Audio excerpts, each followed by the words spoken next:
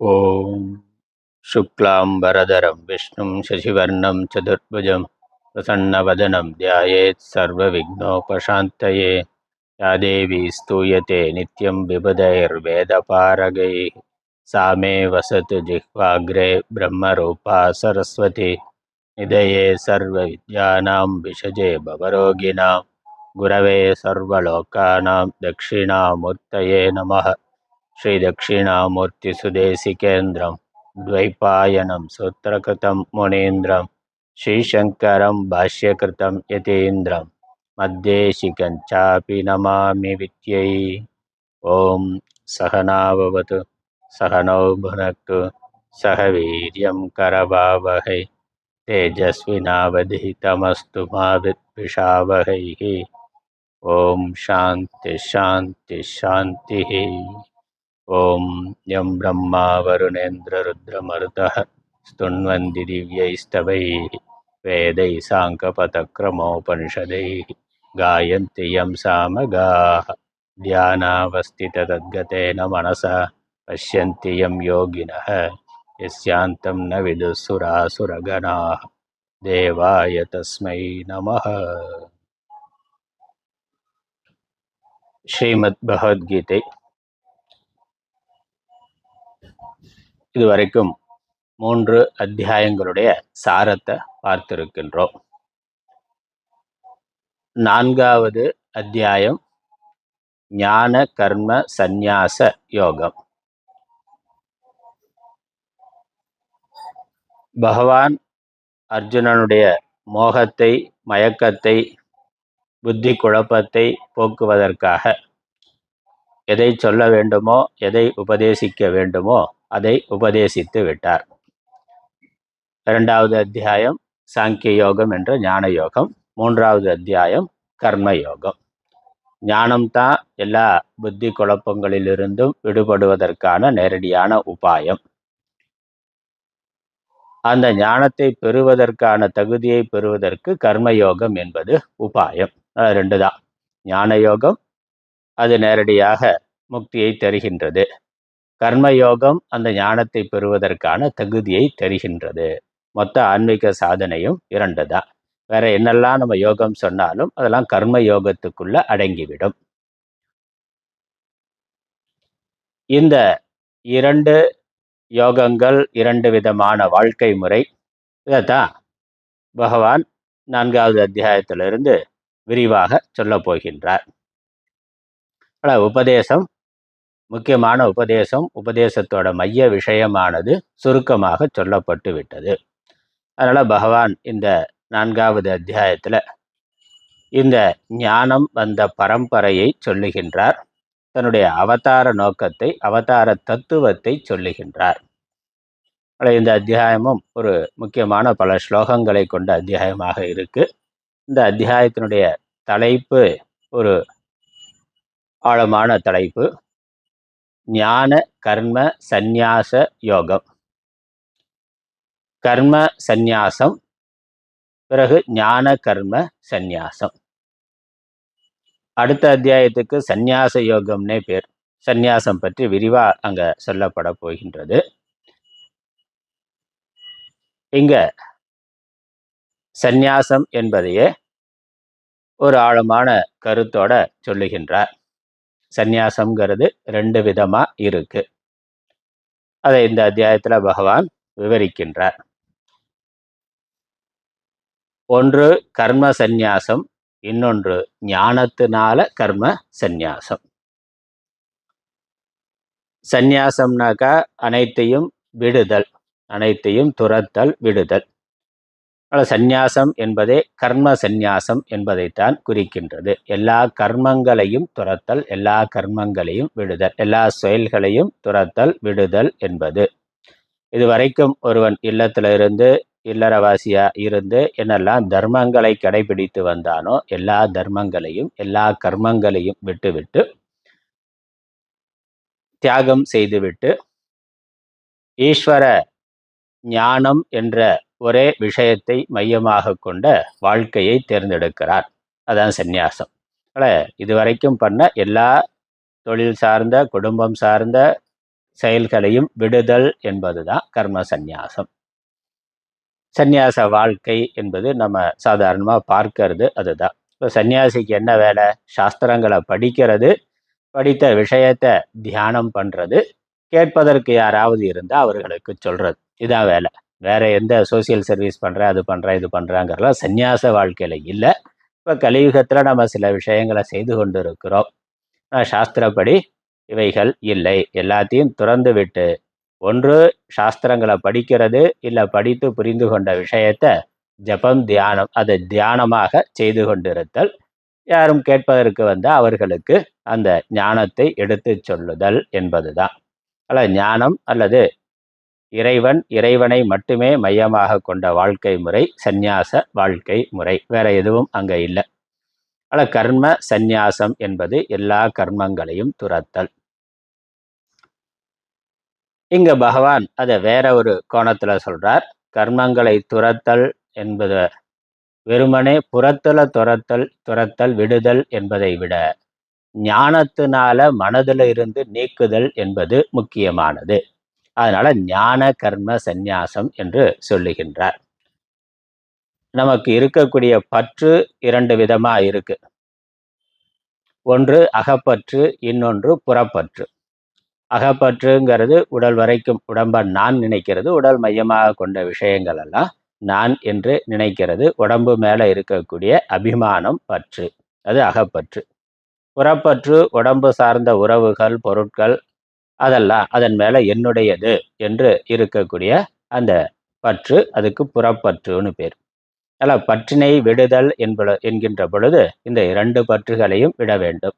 வெறுமனே புறத்தில் இருக்கக்கூடிய பொருட்கள், உறவுகள், இவைகளை மட்டும் விடுதல், தியாகம் செய்தல் சந்நியாசம், கர்ம சந்நியாசம், புறத்தியாகம். புறப்பற்றை விடுதல் என்பது புறத்தியாகம். இந்த ஷரீரம் நான் என்ற இந்த அபிமானத்தை விடுதல் என்பது அகப்பற்றை துரத்தல். நான் என்ற எண்ணத்தையே விடுதல். அது ஞானத்தினால தான் சாத்தியம். ஏன்னா புறத்துல ஒரு உறவை விட்டுட்டு போற மாதிரி, ஒரு பொருளை தியாகம் பண்ற மாதிரி இந்த சரீரத்தை நம்ம தியாகம் பண்ணிட முடியாது. அது பிராரப்தம் இருக்கிற வரைக்கும், விதி இருக்கிற வரைக்கும் உடம்பு இருக்கிறது இருந்துதான் ஆகும். சரீரத்தை தியாகம் பண்றதுங்கிறது சாத்தியம் இல்லை. அதில் சரீரம், உடல் இருக்கிற வரைக்கும் உடம்பு நான் என்று நம்ம அதற்கு பசிதாகத்துக்கு உணவு கொடுக்கணும், அதை பாதுகாக்கிறதுக்கு தேவையான கர்மாக்களை செய்யணும். அது இருக்குதான் ஆகுது. அதனால இந்த சரீரத்தை விடுதல் என்பது சாத்தியம் இல்லை. ஆனால் சரீரத்தின் மேலே இருக்கக்கூடிய நான் என்ற எண்ணத்தை, அபிமானத்தை விடுதல் என்பது சாத்தியம். அதனால இங்க தியாகம் என்பது ஞானத்தினால தியாகம். ஏன்னா இந்த சரீரம் நான் இல்லைன்னா வேற எது நான்கிற கேள்வி வருது. நான் ஏதாவது ஒன்று இருந்தாகணும்ல. அப்ப சரீரத்துக்கு, உடம்புக்கு வேறாக இருக்கக்கூடிய ஆத்மாவை நான் என்று புரிந்து கொண்டு உடல் மேல இருக்கக்கூடிய நான் என்ற எண்ணத்தை நீக்குதல். அதனால இது ஞானத்தினால நடக்கக்கூடியது. ஆகவே ஞான சந்நியாசம், ஞான கர்ம சந்நியாசம். அதை பற்றி நம்ம அடுத்து பிறகு விரிவாக பார்க்கலாம். இந்த ஞான கர்ம சந்நியாசம்ங்கிற இந்த அத்தியாயத்தில் இப்போ ஞானத்தினால கர்மங்களை துரத்தல், கர்மங்களை புறத்திலேயே துரத்தல் என்பது ஒன்று, ஞானத்தினால மனதில் இருந்து நீக்குதல் என்பது ஞான கர்ம சந்நியாசம். சுருக்கமாக சொன்ன இது இல்லறத்தில் இருக்கிறவர்களுக்கு இதான் சாத்தியம். புறத்துல எல்லா கர்மத்தையும் துறந்து போயிட்டா அது சாமியார், துறவு வாழ்க்கை, துறவரவியல்.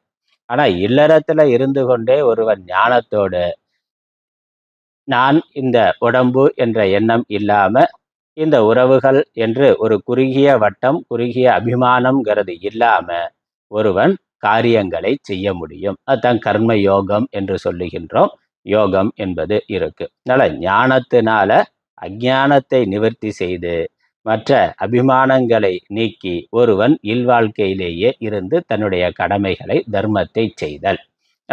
இல்லறத்தில் இருக்கக்கூடியவர்களுக்காக, அதே சமயம் சம்சார பந்தம் இல்லாம இந்த குடும்பத்துல இருக்கிறதுனால வரக்கூடிய துன்பங்கள் இல்லாம குடும்ப வாழ்க்கையை நடத்துவதற்கான ஞானம், அந்த ஞானத்தோட குடும்பத்தை நடத்துதல் என்பது ஞான கர்ம சந்நியாச யோகம். இந்த அத்தியாயத்துல 4 விஷயம் பேசப்படுது. 42 ஸ்லோகங்கள் இருக்கின்றன. முதல் 14 ஸ்லோகங்கள்ல 1லிருந்து 14வது ஸ்லோகம் வரைக்கும் அவதார தத்துவத்தை சொல்லுகின்றார். நான் எதற்காக இந்த பூமியில அவதாரம் செய்கின்றேன் என்பதை சொல்லுகின்றார். அதுக்கப்புறம் 15வது ஸ்லோகத்திலிருந்து 24வது ஸ்லோகம் வரைக்கும் இந்த ஞான கர்ம சந்நியாசம்ங்கிற இந்த அத்தியாயத்தினுடைய முக்கியமான விஷயம் வருகின்றது. அதுக்கப்புறம் 25வது ஸ்லோகத்திலிருந்து 34வது ஸ்லோகம் வரைக்கும் ஞான சாதனை, அந்த ஞானத்தை பெறுதல் எப்படி என்று அந்த உபாயத்தை சொல்லுகின்றார். 35வது ஸ்லோகத்திலிருந்து 42வது ஸ்லோகம் வரைக்கும் இறுதி பகுதியில ஞானத்தினுடைய பலன் என்ன என்பதை சொல்லுகின்றார். இந்த ஞானத்தை பெறுவது எப்படி, அந்த ஞானத்தை பெறுவதன் மூலமாக நமக்கு என்ன நன்மையானது பயனானது கிடைக்கும் என்பதை சொல்லுகின்றார். அதனால் ஞானத்தை சொல்லுகின்றார், அந்த ஞானத்தை பெறுவதற்கான வழிமுறைகளை சொல்லுகின்றார், ஞானத்தினுடைய பிரயோஜனத்தை சொல்லுகின்றார். அதற்கு முன்னாடி தன்னுடைய அவதார தத்துவத்தை சொல்லுகின்றார். இது பகவத்கீதையில இந்த இடத்துல மட்டும்தான் பேசப்படுது. அதனால இந்த அத்தியாயம் இந்த விஷயமானது முக்கியமானதாக இருக்கின்றது. அது மட்டுமல்ல, நம்ம புராண இதிகாசங்கள்ல பகவானுடைய அவதாரத்தில் அவர் பண்ற லீலைகள் எல்லாம் பார்க்கிறோம். ஆனால் அந்த அவதாரத்தை பற்றி பகவானே சொல்றது, ஏன் நான் அவதாரம் செய்கிறேன் பகவானே நேரடியாக சொல்வது இங்க இருக்கின்றது.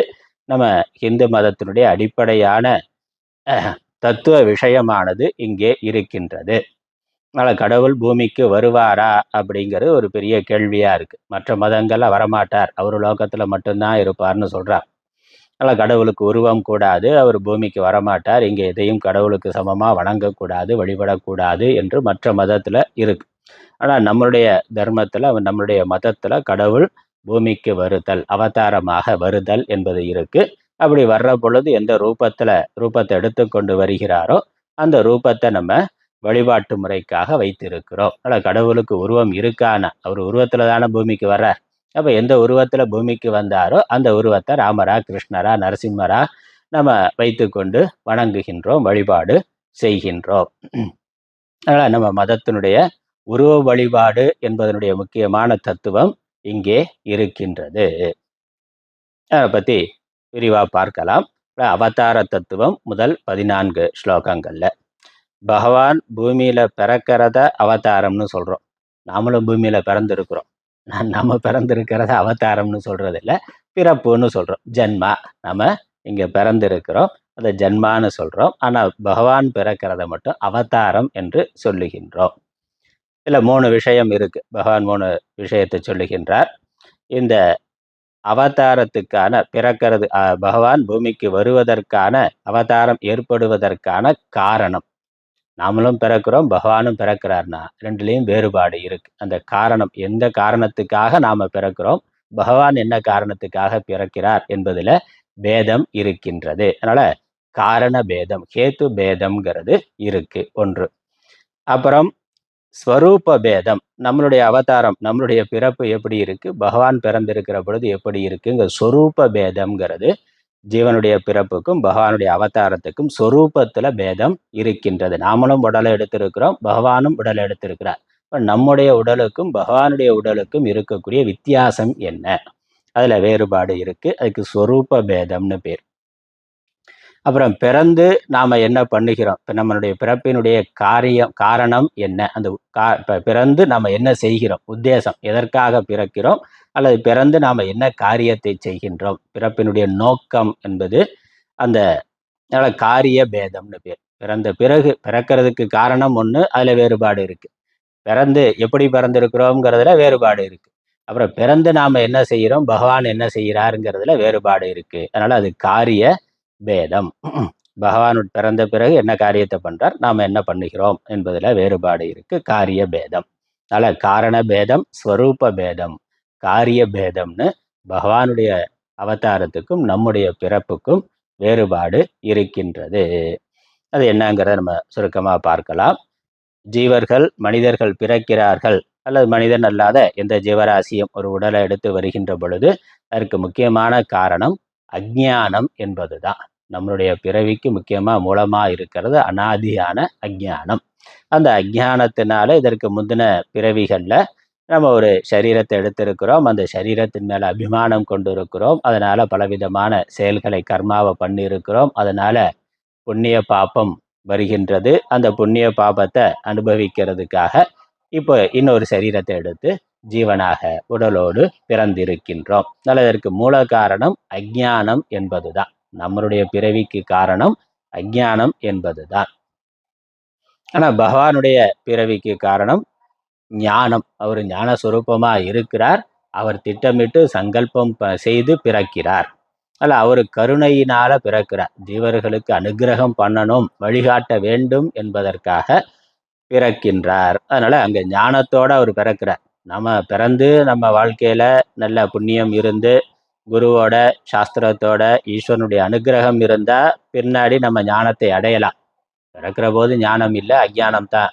பிறவின்னு வந்தாலே அஜ்ஞானம் தான், அது யாரா இருந்தாலும். வந்ததுக்கு அப்புறம் நமக்கு பக்தியினால நம்ம யோக சாதனைகளால ஈஸ்வரனுடைய அனுகிரகத்தினால குருவனுடைய அனுகிரகத்தினால ஞானத்தை பெற்று பிறவாத நிலையை அடையலாம். அது பிறகு பின்னாடி நடக்கிறது. ஆனால் பிறக்கிற பொழுது அஜ்ஞானம்ங்கிறதான் காரணம்.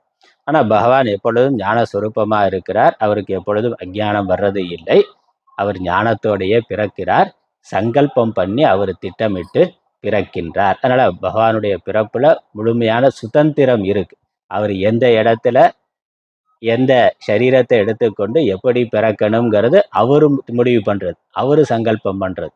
நாம முடிவு பண்ணல, நம்மளுடைய வினை பயன் முடிவு செய்கின்றது. அதனால அது நம்ம கையில இல்லை. எந்த இடத்துல பிறக்கணும், யாருக்கு பிறக்கணும், எந்த காலத்துல பிறக்கணும், எந்த சரீரத்துல பிறக்கணும், சரி எப்படி இருக்கணும், அந்த சரீரம் எப்படி இருக்குங்கிறதெல்லாம் நம்முடைய சங்கல்பத்துல இல்லை.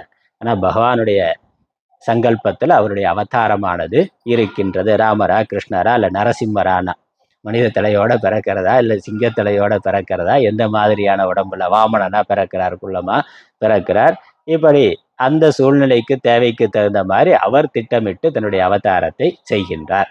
அதனால அது அவதாரம்னு சொல்றோம். அப்ப இறங்கி வருதல். நம்மளுடைய பிறப்பு என்பது விழுதல், பகவானுடைய பிறப்பு என்பது இறங்கி வருதல். இப்போ கிணறு இருக்கு, கிணத்துல ஒருத்தன் விழுந்துட்டான்னா, கிணத்துல விழுந்ததுக்கு அப்புறம் உயிருக்காக போராடுகிறான். அவனால கிணத்துல இருந்து மேலே ஏறி வர முடியாது. ஐயோ அம்மா யாராவது காப்பாத்துங்கன்னு அந்த துன்பம், வலி, வேதனை, மரண பயம்லாம் இருக்கு. அதுல போராடுகிறான். அப்ப அவனை காப்பாத்துறதுக்காக ஒருவன் மேல இருந்து கீழே கயிறு கட்டி இறங்கி போறான்னா, அப்ப அது வித்தியாசம் இருக்குல்ல. இவனும் கிணத்துக்குள்ள போறான், ஏற்கனவே ஒருத்தன் கிணத்துக்குள்ள இருக்கிறான்னா அவன் தவறி விழுந்தவன், இவன் காப்பாற்றுவதற்காக செல்பவன். அதனால இவன் திட்டமிட்டு எப்படி போகணும், எப்படி அவனை காப்பாற்றணுங்கிற ஞானத்தோட அவன் இறங்குகின்றான். அப்படித்தான். அதனால அது அவதாரம். அவதாரம்னா இறங்கி வருதல் அப்படின்னு அர்த்தம். அவர் விரும்பி திட்டமிட்டு இறங்கி வருகின்றார். அப்படி அவதாரம் இருக்கு. அதனால இது அவதார காரணம் வித்தியாசம். நம்மளுக்கு நம்ம ஜீவனுடைய பிறப்புக்கு காரணம் அஞ்ஞானம், பகவானுடைய பிறப்புக்கு காரணம் ஞானம், கருணை. அவர் சுதந்திரமா அதை செய்கின்றார். அவர் திட்டமிட்டு அதை செய்கின்றார். ஒன்று, முதல் விஷயம். இரண்டாவது, ஸ்வரூபத்துல பேதம் இருக்கு. நாம பிறந்திருக்கிற நாம ஒரு உடலை எடுத்திருக்கின்ற நாம் இந்த உடலுக்கு கட்டுப்பட்டவர்களாக, உடலால் கட்டப்பட்டவர்களாக இருக்கிறோம். அதனால பத்தனா இருக்கிறோம், சம்சாரியா இருக்கின்றோம். நம்முடைய இந்த உடம்பு பஞ்சபூத காரியமாக இருக்கின்றது. மாயையிலிருந்து பஞ்சபூதங்கள் தோன்றி அந்த பஞ்சபூதங்கள்ல தோன்றியதா இந்த நம்முடைய உடல் இருக்கு. அதனால் பௌத்திக சரீரம்னு பேர், பஞ்சபௌத்திக சரீரம்னு பேரு. இந்த பஞ்சபூதங்களுடைய மாறுபாடாக தான் நம்முடைய உடலானது இருக்கின்றது. அதனால புறத்துல இருக்க பஞ்சபூதங்கள்ல மாறுபாடு வர்ற பொழுது அது நம்முடைய உடலை பாதிக்கும். ஏன்னா அதுல இருந்து வந்தது தான். அதனால புறத்துல குளிர்ச்சி அதிகமா இருந்தா உடம்பை பாதிக்கும், புறத்துல வெயில் அதிகமா இருந்தா, வெப்பம் அதிகமா இருந்தா அது நம்மளுடைய உடம்பை பாதிக்கும். இல்ல காற்றுல வறட்சி இருந்தா அது நம்மளுடைய உடம்பை பாதிக்கும். அதனால இப்படி இந்த பஞ்சபூத காரியமா வந்தது பௌத்திக சரீரம். நம்மளுடைய சரீரத்தினுடைய சொரூபம் என்னது? பௌத்திக சொரூபம், பஞ்சபூதத்தினால் ஆனது. ஆனா பகவானுடைய சரீரம் மாயிக்க சரீரம். அவர் மாயையினால நேரடியா எடுத்துக்கொண்ட சரீரம். பஞ்சபூதமும் மாயில இருந்து வந்ததுதான். ஆனா மாயை பஞ்சபூதமா, மாயையிலிருந்து பஞ்சபூதம் தோன்றி பிறகு பஞ்சபூதத்திலிருந்து சரீரம் வந்திருக்கு. ஆனா பகவான் அப்படி இல்லை, நேரடியா தன்னுடைய மாயா சக்தியை கொண்டு ஒரு சரீரத்தை ஏற்படுத்துகின்றார். அதனால ஒரு மாயாவி பண்ற மாதிரி, ஒரு மாயாவி திடீர்னு ஏதோ ஒண்ணு உற்பத்தி, ஒரு புறாவையோ முயலையோ பண்ணி காமிக்கிறாருனாக்கா அப்போ என்னது அது அந்த நேரத்துக்கு தற்காலிகமாக இருக்குமே ஒழிய அதுக்கு படிப்படியாக பிறந்து கர்ப்பமாக இருந்து வரிசையாக வளர்ந்து வர்றது அப்படிங்கிறது இல்லை. திடீர்னு அப்படி முழுசாக காமிப்பாருன்னு அந்த மாதிரி அது ஒரு மாயையினால பண்ணப்பட்ட சரீரம். அதனால புற இன்ப துன்பங்கள் இதனால பாதிப்பு அடையாத ஒன்று. பகவான் சரீரத்தோட இருக்கிற பொழுது ஞானியா இருக்கிறார். அவரு சரீரத்தோட இருந்தாலும் சம்சாரியாக இருப்பது இல்லை. தான் ஞானம், தான் ஆத்மாங்கிற தெளிந்த ஞானத்தோட இருக்கிறார். அதனால சுக துக்கம்ங்கிறது அவருடைய மனதை எந்த விதத்திலும் பாதிப்பது இல்லை. ஆனா ஜீவன் இந்த சரீர அபிமானம் கொண்டவனாக அஞ்ஞானியா இருக்கிறான். உலக இன்ப துன்பங்களால பாதிப்பு அடைபவனாக இருக்கிறான். ஆணவம், கண்மம், மாயை அப்படிங்கிறதுக்கெல்லாம் வசப்பட்டவனாக ஜீவன் இருக்கிறார். பகவான் அப்படி இல்லை. இதை எதுவும் இல்லாதவனாக அவர் திட்டமிட்டு வந்தவராக அந்த சரீரத்தை அவர் நடத்துபவராக இருக்கின்றார். இந்த சரீரத்துல வேறுபாடு உண்டு. அதான் சொரூப பேதம். பகவான் ஜீவன் பக்தன், பகவான் ஞானி முக்தன். ஜீவன் நாம பந்தத்துல இருக்கிறோம். பகவான் நித்திய முக்தனாக இருக்கிறார். அவதாரம் பண்ணி இருக்கிற பொழுதும் அவர் முக்தனா இருக்கிறார். அப்புறம் நம்மளுடைய சரீரம் பஞ்சபூத காரியமான சரீரம், பௌத்திக சரீரம். பகவானுடைய சரீரம் மாயிக்க சரீரம். நாம கனவுல எடுக்கக்கூடிய சரீரம் மாதிரி தான் பகவானுக்கு பூமியில் அவதாரத்துல வரக்கூடிய சரீரம் மாயிக்க சரீரம். இது சொரூப பேதம், சொரூபத்துல இருக்கக்கூடிய வேறுபாடு. பகவான் ராமரா வந்தார், கிருஷ்ணரா வந்தார், நரசிம்மரா வந்தார், வாமனரா வந்தார், பரசுராமரா இருந்தார், பலராமரா இருந்தார். அதெல்லாம் நம்ம விக்கிரகமா வைத்து கொண்டு வழிபடுகின்றோம். அப்ப அதெல்லாம் தவறான எந்த தவறும் கிடையாது. நம்முடைய சரீரத்துக்கும் அவருடைய சரீரத்துக்கும் வேறுபாடு உண்டு. பார்க்கறதுக்கு ஒரே மாதிரி இருந்தாலும் அதனுடைய தத்துவத்துல வேறுபாடு உண்டு. அதுக்கப்புறம் காரிய பேதம், உத்தேச பேதம் அல்லது நோக்கம். நாம ஏன் பிறந்திருக்கிறோம் என்றால் ஏற்கனவே செய்த புண்ணிய பாப பலனை அனுபவிப்பதற்காக பிறந்திருக்கின்றோம். நம்மளுடைய பிறவியில செய்யறதே என்னன்னா ஏற்கனவே செய்த புண்ணிய பாபத்தை அனுபவிக்கிறதுங்கிறது தான் இங்க நோக்கம். புண்ணியம் வேலை செஞ்சதுன்னா சுகம், வசதிகள், மற்ற சுகம்ங்கிறது இருக்கும். பாப்பம் வேலை செஞ்சதுன்னா துன்பம் என்பது இருக்கும். இந்த இன்ப துன்பத்தை மாறி மாறி, புண்ணிய பாபத்தை மாறி மாறி அனுபவிக்கிறது தான் நம்ம வாழ்க்கையினுடைய காரியம். இந்த பிறவி எடுத்ததனுடைய பயன் என்னது? ஏற்கனவே செய்த வினை பயனை அனுபவித்தல் என்பது. அது மட்டும் இல்ல, புதிதாக வினை செய்தல். மனிதனாயிருந்தா மனித பிறவியில, மற்ற பிறவியில இருக்கிற பொழுது ஏற்கனவே செய்த வினை பயனை அனுபவிக்கிறது மட்டும்தான் இருக்கு. அதெல்லாம் போக ஜென்மா. மனித பிறவியா இருந்தா ஏற்கனவே செய்த புண்ணிய பாப பலனை அனுபவிக்கிறோம். புதிதாக இங்க புண்ணிய பாபத்தை செய்வதற்கான வாய்ப்பும் இருக்கின்றது. நம்ம என்ன கர்மா பண்றோமோ அதற்கு ஒரு விளைவா புண்ணிய பாபம் ஏற்படுகின்றது. அது எதிர்காலத்துல நமக்கு வரும். இந்த பிறவியிலையோ அடுத்த பிறவிகளையோ நமக்கு வரும். அதனால இந்த புண்ணிய பாபத்தை, ஏற்கனவே செய்த புண்ணிய பாபத்தை அனுபவிப்பது என்பதும் புதிதாக புண்ணிய பாபங்களை செய்தல் என்பதுதான் இந்த பிறவியினுடைய காரியம். மனித பிறவியில இருந்து ஒரு ஜீவன் செய்கின்ற காரியம். ஆனா பகவான் என்ன பண்றார்? அவர் புண்ணிய பாபத்தை அனுபவிக்கிறதுக்காக பிறக்கல. அவர் பாபம் செய்பவர்களை தண்டிப்பதற்காகவும் புண்ணியம் செய்தவர்களை காப்பதற்காகவும் பிறக்கின்றார். துஷ்ட நிகிரகம் சிஷ்ட அனுகிரகார்த்தம். தர்மவான்களை காக்கவும் அதர்மவான்களை அழிக்கவும் தர்மத்தை நிலைநாட்டவும் அவர் பிறக்கின்றார். விஷ்ணுவா இருந்தா அவதாரம்னா, சிவனா இருந்தாக்க திருவிளையாடல், ஒரு சின்ன திருவிளையாடல் பண்ணிட்டு போய் விடுகிறார். அகங்காரத்தை நாசம் பண்றதுக்கோ இல்லை அழிக்கிறதுக்கோ திருவிளையாடல் பண்ணிட்டு போறார். அதனால அங்க நோக்கம் புதிதா புண்ணிய பாபம் பண்றதுங்கிறது இல்லை, ஏற்கனவே செய்த புண்ணிய பாபத்தை அனுபவிக்கிறதுங்கிறதும் இல்லை. ஏன்னா அங்க புண்ணிய பாபம்ங்கிறதே அவருக்கு இல்லை. ஏன்னா அவர் ஞானியா, எப்பொழுதும் ஞான சொரூபவா நித்திய முக்தராக இருக்கின்றார். நாம அஞ்ஞானியா இருக்கிறோம். அதனால புண்ணிய பாபம்ங்கிறது நமக்கு இருக்கின்றது. அதனால பகவானுடைய காரியம், இந்த அவதார காரியம் என்ன என்றால் தர்மத்தை காத்தல் என்பது. அது இந்த அத்தியாயத்துல தெளிவா சொல்றார். புகழ்பெற்ற ஸ்லோகங்கள் இருக்கு. யதா யதாகி தர்மஸ்ய கிளானிர்பவதி பாரத. எப்பொழுதெல்லாம் தர்மத்திற்கு ஹானியானது வருகின்றதோ அப்பொழுது தர்மத்தை காப்பதற்காக நான் அவதாரம் செய்கிறேன். தர்மவான்களை காப்பதற்காகவும் அதர்மம் செய்பவர்களை அழிப்பதற்காகவும் நான் பூமியில் பிறக்கிறேன் அப்படிங்கிற இந்த ஸ்லோகங்கள்லாம் இங்க தெளிவா இந்த அத்தியாயத்துல பகவான் தெளிவா சொல்றார். அதனால பகவானுடைய அவதார காரியம் என்னன்னா நல்லவர்களை காப்பது, கெட்டவர்களை அழிப்பது. இதுதான் பகவானுடைய அவதாரத்துக்கும் நம்முடைய பிறப்புக்கும் இருக்கக்கூடிய வித்தியாசம். இந்த அவதார நோக்கம்ங்கிறத பகவான் தெளிவா சொல்லி அவதார தத்துவத்தை தெளிவா இந்த அத்தியாயத்துல 4வது அத்தியாயத்துல முதல் 14 ஸ்லோகங்கள்ல சொல்லி இருக்கின்றார். அவதார காரணம், அவதார சொரூபம், அவதார காரியம் தெளிவா இருக்கின்றது. அதனால நம்ம ஹிந்து தர்மத்துல இறைவனுக்கு உருவம் வைத்து பகவான் இங்க வருவார், நமக்கு அனுகிரகம் பண்ணுவார், காட்சி கொடுப்பார், அவரே வாழ்ந்தும் காட்டுவார், சில லீலைகள் செய்வார். அப்படி வருகின்ற பொழுது அவர் இருக்கின்ற உருவங்களை நம்ம தொடர்ந்து வழிபாட்டுக்கு வைத்து கொள்ளுகின்றோம். அந்த ரூபமா இருந்து பகவான் நமக்கு அனுகிரகம் பண்றார். எல்லாம் நமக்கு ஜபம் பண்றதுக்கு, தியானம் பண்றதுக்கு, பூஜை பண்றதுக்கு அந்த உருவங்கள் எல்லாம், அந்த விக்கிரகங்கள் எல்லாம் நமக்கு உதவியாக இருக்கின்றன. அதனால அது விக்கிரகமா இருந்தாலும் அதற்குள்ள தெய்வீக சக்தியானது இருக்கு. அந்த ரூபம் பகவான் அவரே எடுத்து கொண்டு வந்த ரூபம். அதனால ஹிந்து தர்மத்துல அது தெளிவா இருக்கு. மற்ற தர்மங்கள்ல, மற்ற மதங்கள்ல அப்படி இல்லை. இறை தூதர் தான் வருவார், இறைவன் வரமாட்டார்.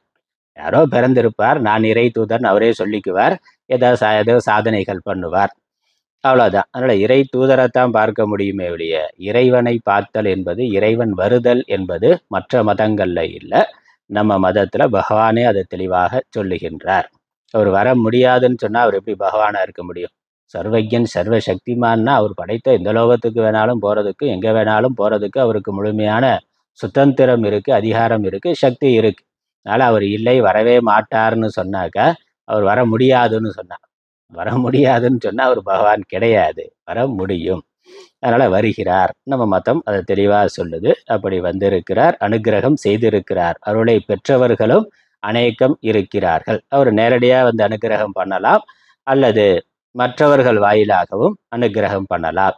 நேரடியாக அவருடைய ரூபத்தை காமிச்சும் அனுகிரகம் பண்ணலாம், அல்லது கனவுல ரூபத்தை காமிச்சு அனுகிரகம் பண்ணலாம், அல்லது அசரீரியா இருந்தும் அனுகிரகம் பண்ணலாம். மற்ற மனிதர்கள் வாயிலாக, மற்ற மனிதர்களுடைய ரூபமாக வந்தும் அனுகிரகம் பண்ணலாம். இதெல்லாம் நம்ம கதையில, புராண இதிகாசங்கள்ல பார்க்கிறோம். அடியார்களுடைய வாழ்க்கையில எல்லா விதமான அனுகிரகத்தையும் பார்க்கிறோம். பல விதங்கள்ல பகவானுடைய அனுகிரகம் இருக்கிறதுங்கிறத நம்ம பார்க்கின்றோம். நண்பரா அவர் உதவி பண்ணுகிறார், குருவா அனுகிரகம் பண்ணுகிறார், சிவனடியாரா அனுகிரகம் பண்ணுகின்றார். எல்லாவற்றையும் பார்க்கிறோம். இது தெளிவா பகவானுடைய அவதார தத்துவம். பகவான் பூமிக்கு வருதல், இறைவன் பூமிக்கு வருதல் என்பது தெளிவாக அந்த தத்துவ விஷயங்களை முதல் 14 ஸ்லோகங்கள்ல இந்த அத்தியாயத்துல பகவான் அவரே சொல்லி இருக்கின்றார். அதுக்கப்புறம் முக்கியமான இந்த அத்தியாயத்தினுடைய விஷயம் ஞான கர்ம சந்நியாசம் என்பது. 15வது ஸ்லோகத்திலிருந்து 24வது ஸ்லோகம் வரைக்கும் ஞான கர்ம சந்நியாசம் என்பதை சொல்லுகின்றார். அதாவது ஞானத்தினால கர்மத்தை சந்நியாசம் செய்தல். புறத்துல சந்நியாசம் பண்ணலைனாலும் ஞானத்தினால, அறிவினால, புத்தியினால, விவேகத்தினால கர்மாவை, கர்த்திருவத்தை தியாகம் செய்தல் என்பது.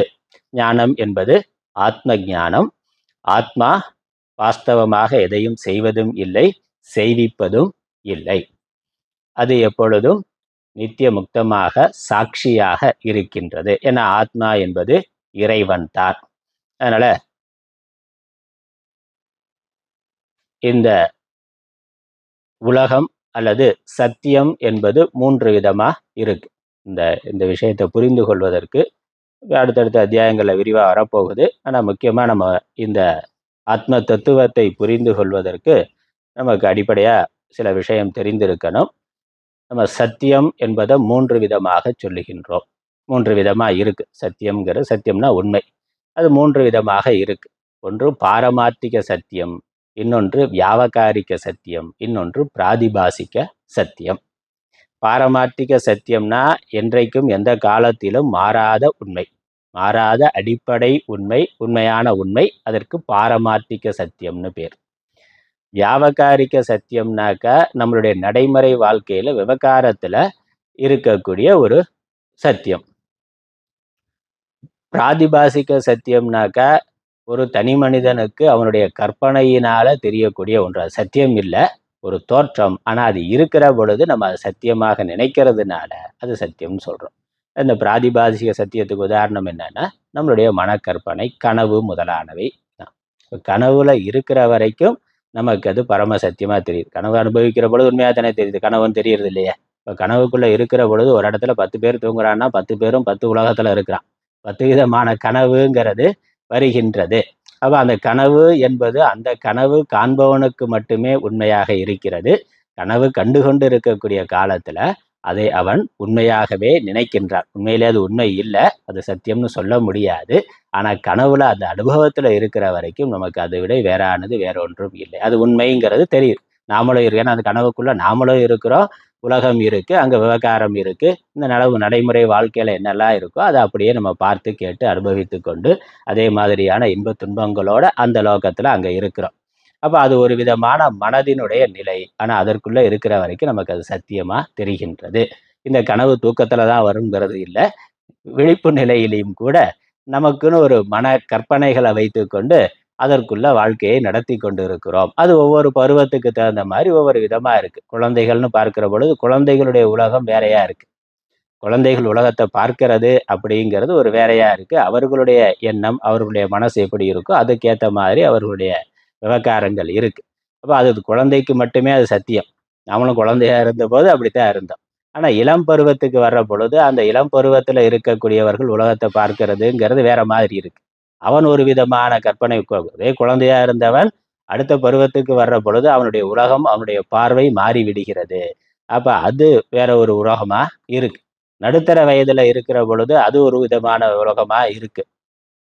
முதிய பருவம் வயதான காலத்துக்கு வர்ற பொழுது அப்ப நம்ம உலகத்தை பார்க்கிறது, நம்ம மனநிலை இதெல்லாம் ஒரு விதமா இருக்கு.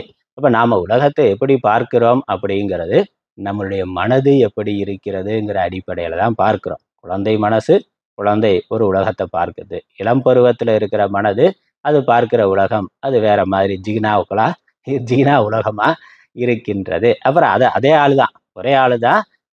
அடுத்த பருவத்துக்கு வர்ற பொழுது குடும்பம், பொறுப்புன்னு வர்ற பொழுது அவன் பார்க்கிற உலகம் வேற மாதிரி இருக்கு. அதே பேரன் பேத்தியெல்லாம் எடுத்து முதிய பருவத்துக்கு வர்ற பொழுது அங்க வாழ்க்கை உலகம் வேறு விதமாக தெரிகின்றது. அப்ப நம்மளுடைய மனதை சார்ந்து இருக்கு. அதனால அதுக்கு பிராதிபாசிக சத்தியம்னு பேர். அது கனவு உலகம் மட்டுமல்ல, நனவு உலகத்திலையும் நம்மளுடைய மனசு எப்படி இருக்கோ அப்படித்தான் நம்ம பார்க்கிற உலகமானது இருக்கின்றது. அது பிராதிபாசிகம். அப்புறம் வியாவகாரிக சத்தியம்னு ஒண்ணு இருக்கு. இது நடைமுறை வாழ்க்கையில மனிதர்கள் எல்லாம் சேர்ந்து நம்ம ஒரு விவகாரத்துக்கு வைத்திருக்கிறோம். ஈஸ்வர சிருஷ்டியாகவும் ஒண்ணு இருக்கு. சூரியன் தோன்றுகிறது, மறைகிறது, இரவு பகல் வருகிறது, குளிர் வெப்பம் வருகிறதுன்னா இது தனி மனிதனுடைய கற்பனையிலிருந்து வருவது இல்லை. அது இயற்கையாக நடந்து கொண்டிருக்கின்றது. அதற்கேற்றாற் போல நம்மளுடைய தூங்குறது, விழிக்கிறது அப்படின்னா இரவு வந்தா எல்லா பறவைகள், உயிரினங்கள்லாம் தூங்க போயிருது. மனுஷன் தூங்குறது இல்லை, அது வேற. ஆனா இயற்கையோடு இணைந்து இருக்கிற பொழுது இரவு பகல்ங்கிறதுக்கு ஏற்ற மாதிரி நம்மளுடைய வாழ்க்கையானது இருக்கின்றது. அப்ப இது ஒரு உலகம். இது வியாவகாரிக உலகம்னு பேர். ஆனா இந்த விவகார உலகத்துல இருக்கிறது எல்லாம் சத்தியமானா இல்ல. இந்த நேரத்துல இந்த உலகத்துல இருக்கிற பொழுது இது நமக்கு சத்தியமா இருக்கு. பூமியில இருக்கிறதுனால பூமியிலையும் இந்தியாவுல இருக்கிற பொழுது இது இரவுனா, அமெரிக்காவுல போய் இருந்தாக்கா அது பகலா இருக்கு. இப்ப இரவு பகல்ங்கிறது பூமியிலேயே ஒரு பகுதியில ஒரு மாதிரி இருக்கு, இன்னொரு பகுதியில ஒரு மாதிரி இருக்கு. இங்க குளிர்காலம்னா அங்க வெயில் காலம்னா மாறி இருக்கு. பருவ காலம்ங்கிறது மாறி இருக்கு, இரவு பகல்ங்கிறதே மாறி இருக்கு. பூமிக்குள்ளேயே பூமியை விட்டுட்டு வேற ஒரு லோகத்துல போனாக்கா அங்க நாள் கணக்கு, மாத கணக்கு, வருட கணக்குங்கிறது மாறுகின்றது. அப்ப இது ஒரு நடைமுறை உலகமானது ஒன்று இருக்கு. நாம அந்த லோகத்துல என்ன இருக்கிறோமோ, எந்த தேசத்துல இருக்கிறோமோ, எந்த காலத்துல இருக்கிறோமோ அதுக்கேத்த மாதிரி நம்மளுடைய விவகாரங்களை வைத்துக்கொண்டு செய்கின்றோம். அப்ப அந்த தேசத்துல அந்த காலத்துல வாழக்கூடிய மனிதர்களுக்கு அது பொதுவான ஒன்றாக இருக்கு. இதுக்கு வியாவகாரிக சத்தியம்னு பேர். விவகாரத்துல அது அப்படித்தான் இருக்கு. இதற்கு மேல பாரமார்த்திக உலகம், உண்மையான உலகம், உண்மையான உண்மை. பாரமார்த்திக உலகம்ங்கிறத விட பாரமார்த்திக சத்தியம், பாரமார்த்திக உண்மைங்கிறது இருக்கு. அது நடைமுறை உலகத்திற்கு முற்றிலும் வேறானது. சூரியன் உதிக்கிறது, மறைகின்றது, இரவு பகல் வருகின்றது. உண்மையிலேயே சூரியன் உதிக்குதா மறையுதான்னா அறிவியல் படியே சூரியன் உதிக்கிறது மறையிறது இல்லை. நாம இருக்கிற பூமியில இருந்து சூரியனுக்கு நேரா போற பொழுது பகல்ங்கிறது இருக்கு, எதிர்பக்கத்துல இருக்கிற பொழுது இரவுங்கிறது இருக்கின்றது. அதனால வாஸ்தவமா சூரியன் வந்து போறதுங்கிறது இல்ல. சூரியன் அது ஒரே இடத்துல இருக்கு. பூமி தான் சுற்றி கொண்டு இருக்கு. ஆனா நம்ம என்ன எப்படி இருக்கு? பூமி நிலையா இருக்கிற மாதிரியும், சூரியன் அவர் இங்கிட்டு வந்து அந்த பக்கம் போறதாகவும் இருக்கின்றது. அப்ப உண்மைக்கும் நடைமுறை உண்மைக்கும் வேறுபாடு இருக்குல்ல. உண்மை என்னது? சூரியன் இருந்த இடத்துல இருக்கு, பூமி தான் சுத்திட்டு இருக்குது. ஆனா நம்ம இருக்கிற இடத்துல இருந்து பார்த்தாக்க பூமி சுத்துறதா நமக்கு தெரியல. அது நிலையா இருக்கிற மாதிரியும், சூரியன் வந்து போற மாதிரியும் தெரிகின்றது. இரவு பகல் வந்து போவதா தெரிகின்றது. பூமி தட்டையா இருக்கிறதா தெரியுதுன்னா, பூமி உருண்டைன்னு எப்படி நமக்கு தெரியுது? எங்க போனாலும் தட்டையா தானே இருக்கு. ஆனா பூமி உருண்டைன்னு சொல்றோம். அப்ப விவகாரத்துல இருக்கக்கூடியது வேற, உண்மையா இருக்கக்கூடிய தன்மை வேற. அதனால அதுக்கு பாரமார்த்திக சத்தியம். அதே மாதிரி சந்திரன் வளர்கிறது தேய்கிறதுன்னா, வளருது தேய்தான்னா, சந்திரன் சந்திரனாகத்தான் இருக்கு. நாம இருக்கிற இடத்துல இருந்து பார்க்கிற போது அமாவாசை பௌர்ணமி இதெல்லாம் வருகிறது போகிறது, கிரகங்கள் வந்து போகுது, அதெல்லாம் நமக்கு தெரிகின்றது. அப்ப உண்மையான உண்மைங்கிறது அது வேறா இருக்கு, விவகாரத்துல இருக்கக்கூடிய உண்மைங்கிறது வேற இருக்கு. அதற்கு மேல கற்பனைங்கிறது நம்ம அந்தந்த மனிதனை சார்ந்ததா இருக்கு. அதுக்கு பிராதிபாசிக சத்தியம்னு பேரு. இப்போ ஒரு பேப்பர் வச்சிருக்கிறோம், பேப்பர்ல 100 ரூபா 200 500 நடிச்சிருந்தாக்கா அது என்னது? எல்லாரும் சேர்ந்து அது பேப்பர் தான். ஆனா எல்லாரும் சேர்ந்து இது 500 ரூபா மதிப்புடையது, இது 100 ரூபா மதிப்புடையதுன்னு வைத்திருக்கிறோம் விவகாரத்துல. உண்மையிலேயே அது வெறும் பேப்பர் தான், அதுக்கு மேல வேற ஒன்றும் இல்லைங்கிறது உண்மை. அதே சமயம் நடைமுறையில நாம அதற்கு ஒரு மதிப்பு கொடுத்து ஒரு விவகார நடைமுறையில வைத்திருக்கிறோம். குழந்தைகள் அது ஒரு பேப்பரை வைத்துக்கொண்டு இது 100 500ன்னு சொல்லி விளையாடுதுன்னா, இப்ப அதுக்கு என்ன மதிப்பு? ஒரு மதிப்பு கிடையாது. அது கற்பனையா கொடுத்து கொண்ட ஒரு மதிப்பு தான், அவ்வளவுதான். அப்படித்தான். அதனால இங்க இது ஆத்ம தத்துவத்துக்கு கொண்டு வந்தா, இந்த உடம்பு இருக்கு, உடம்புல நம்ம பிறக்கிறோம், இங்க இருந்து செயல்களை செய்கிறோம், இன்ப துன்பத்தை அனுபவிக்கிறோம், இது சரீரத்தை மையமாக கொண்டது, இது வியாவகாரிக உலகம். ஆனா இந்த உடம்புக்கு வேறாக, உடம்பு இருப்பதற்கு ஆதாரமாக காரணமாக ஆத்மாவானது உள்ளே இருக்கின்றது. அது உடம்போட பிறக்கிறது கிடையாது, உடம்பு அழிகின்ற பொழுது அழிவது கிடையாது, உடம்பு அனுபவிக்கின்ற இன்ப துன்பங்களை அது அனுபவிப்பது இல்லை, உடம்பு மாறுகின்ற பொழுது அது மாறுவது இல்லை. அது எப்பொழுதும் நிலைத்த தன்மை உடையதாக, ஒரே தன்மை உடையதாக, பூர்ணமானதாக இருக்கின்றது, காலதேச வரையறை இல்லாததாக இருக்கின்றது. அதனால ஆத்மாங்கிறது பாரமார்த்திக சத்தியம். இந்த ஆத்மா உடலை எடுத்திருத்தல் என்பது வியாவகாரிக சத்தியம். அதனால விவகார உலகம்ங்கிறது வேற, பாரமார்த்திகமான விவகார உண்மைங்கிறது வேற, பாரமார்த்திக உண்மைங்கிறது வேற. இந்த ஆத்ம ஞானத்தை அடைதல் பாரமார்த்திக உண்மையை புரிந்து கொள்ளுதல். உடம்பு மட்டும் இங்க இல்லை, உடம்பு இயங்குவதற்காக காரணமாக ஒரு ஆத்ம தத்துவமானது இருக்கின்றது.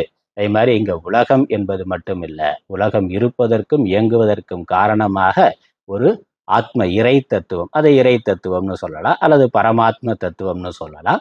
ஒரு பரமார்த்த தத்துவமானது இருக்கின்றது. அதுக்கப்புறம் அந்த உலகம் இயங்குவதற்கு காரணமாக இருக்கக்கூடிய இறை தத்துவமும், ஒரு தனி உடல் இயங்குவதற்கு காரணமாக இருக்கக்கூடிய ஆத்ம தத்துவமும் ரெண்டும் வேறு வேறு இல்லை, ரெண்டும் ஒன்றுதான் என்பது ஐக்கியம். எப்படி? இந்த ஒரு தனி உடம்புனா இது பஞ்சபூதத்திலால் ஆனது, புறத்துல என்ன இருக்கு? அதே பஞ்சபூதம் தான். இந்த உலகம்னு சொல்ற பொழுது உலகமும் பஞ்சபூதம் தான், நம்முடைய உடலும் பஞ்சபூதம் தான். இது வேற அது வேறன்னு சொல்ல முடியுமா? அப்போ ஒரு பஞ்சபூதம் ஒரு சிறு பகுதியா இருக்கிற பொழுது உடல்னு இருக்கு. உண்மையிலேயே சிறு பகுதி அது பெருசுங்கிறது கிடையாது, மொத்தத்துல ஒரே பஞ்சபூதம் தான், அவ்வளவுதான். அதே மாதிரி உலகம்னு வைத்து பார்க்கிற பொழுது அதற்கு ஆதாரமான சக்தியை இறை தத்துவம்னு சொல்றோம். உடம்புன்னு வைத்து பார்க்கிற போது அதற்கு ஆதாரமான சக்தியை ஆத்மா என்று சொல்லுகின்றோம். உண்மையிலே இறை சக்தி ஒன்றுதான், அது உடம்புக்குள்ள இருக்கிற பொழுது ஆத்மான் பேர். அதனால பஞ்சபூதத்துல இது வேற அது வேறன்னு இப்படி பிரிக்க முடியாதோ, அது ஒன்றுதானோ. இது மாதிரி இறை தத்துவம்ங்கிறது ஒன்றுதான், அது உலகத்திற்கும் ஒரு தனி உடலுக்கும் ஆதாரமாக இருக்கின்றது. அது உடம்போடு பிறந்ததல்ல, புண்ணிய பாபத்திற்கு ஆட்படக்கூடியதல்ல, அது எதையும் செய்வதும் இல்லை செய்விப்பதும் இல்லை, அது பூர்ணமாக இருக்கின்ற சூரியன் மாதிரி. சூரியன் அது தோன்றுவது இல்லை மறைவது இல்லை, அது அது பாட்டுக்கு அதனுடைய இடத்துல இருக்கு. இந்த பூமிக்குள்ள தான் இரவு பகல்ங்கிறது வருகின்றது. அதே மாதிரி உடம்புக்கு தான் பிறப்பு இறப்புன்னு வருது, இன்ப துன்பங்கள் வருது. அந்த ஆத்மா பிறப்பு இறப்பு இல்லாததாக, இன்பத் துன்பங்கள் இல்லாததாக, பூர்ணமானதாக இருக்கின்றது. அது நேரடியாக எதையும் செய்வதும் இல்லை, செய்விப்பதும் இல்லை. ஆகவே செயலின் பலரான புண்ணிய பாபங்களை அனுபவிப்பதும் இல்லை. இந்த தத்துவத்தை, இந்த ஆத்ம தத்துவத்தை புரிந்து கொண்டு நான் ஆத்மா என்று புரிந்து கொண்டு, அதனால உடம்பு நான்கிற எண்ணத்தை மாற்றி, உடம்புக்கு ஆதாரமா ஆத்மா இருக்கு, ஆத்மாதான் சத்வஸ்து, அந்த ஆத்மாதான் நான் என்று புரிந்து கொள்ளுதல், அதான் ஞானம். அதான் ஆத்ம ஞானம். நகைகள்னு பார்க்கிற பொழுது நகைங்கிறது பிறப்பு இறப்புக்கு உட்பட்டதா இருக்கு. நகைக்கு ஒரு தோற்றம்னு ஒரு காலம் இருக்கு, அது அழிந்து விட்டாக்க அழிதல் அப்படிங்கிற ஒரு காலம் இருக்கு.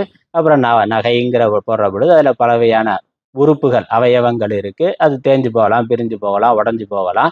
நம்ம அந்த பார்ட்டை மட்டும் மாற்றலாம், அதெல்லாம் இருக்கும்.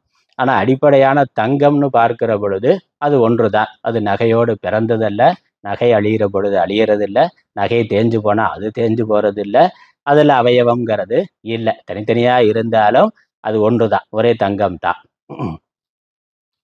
அதே மாதிரி தான் இங்கே ஆத்மா என்பது. அதனால ஒரு நகைன்னு தன்னை நினைத்தா பிறப்பு இறப்பு இருக்கு.